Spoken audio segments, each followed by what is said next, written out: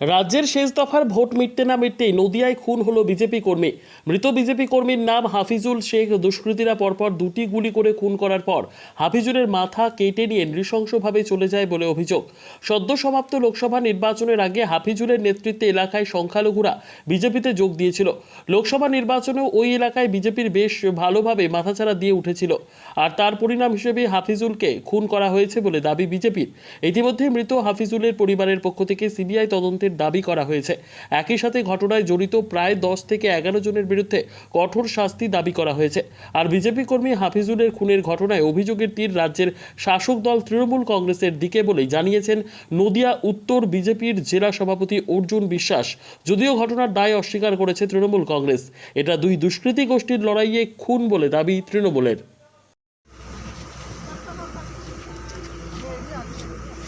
দাদা কি হয়েছে ঘটনাটা একটু বলুন।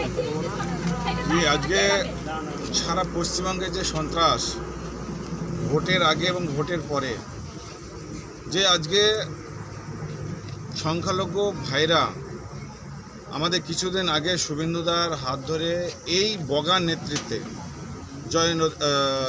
জয়নুদ্দিন মোল্লা বগা আমাদের ভাইয়ের মতন, তার নেতৃত্বে এই এলাকা থেকে বেশ কিছু সংখ্যালঘু ভাইরা আমাদের বিজেপিতে জয়েন করছিল।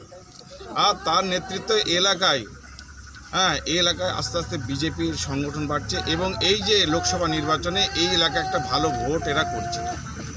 যেহেতু তারা আজকে টিএমসি যে গুন্ডা বাহিনী, টিএমসির নেতৃত্ব আর টিএমসির দলদাস, আজকে পুলিশ প্রশাসন তারা বুঝে গেছে যে আজকে টিএমসি এই কৃষ্ণনগর লোকসভায় হেরে যাচ্ছে। আর তার জন্যে যারা যারা এইরকম সংখ্যালঘু ভাইরা বিজেপিতে জয়েন করছে তাদের ওপর এইরকম একটা প্রতিশোধমূলক যে একটা বার্তা ইতিমধ্যেই তাদের কাছে পৌঁছে দিয়েছিল এবং আর তার প্রতিফলন হিসাবে আজকে তার মার্ডার হতে হলো। আজকে এই যে মার্ডার হতে হলো এটা একদম রাজনৈতিক চক্রান্ত বলে আমি মনে করছি। তার কারণ হচ্ছে এর আগেও তারা এই এলাকায় বসবাস করছে, কিন্তু বিজেপি করার অপরাধে তাদের আজকে খুন হতে হলো। পশ্চিমবঙ্গে সর্বত্রই যে একটা বাতাবরণ চলছে, এখানে আইনের কোনো শাসন নেই, আইন বলে কিছু নেই। আর যারা আজকে শাসন রক্ষককে আজকে ভক্ষকের ভূমিকায় আজকে পালন করছে।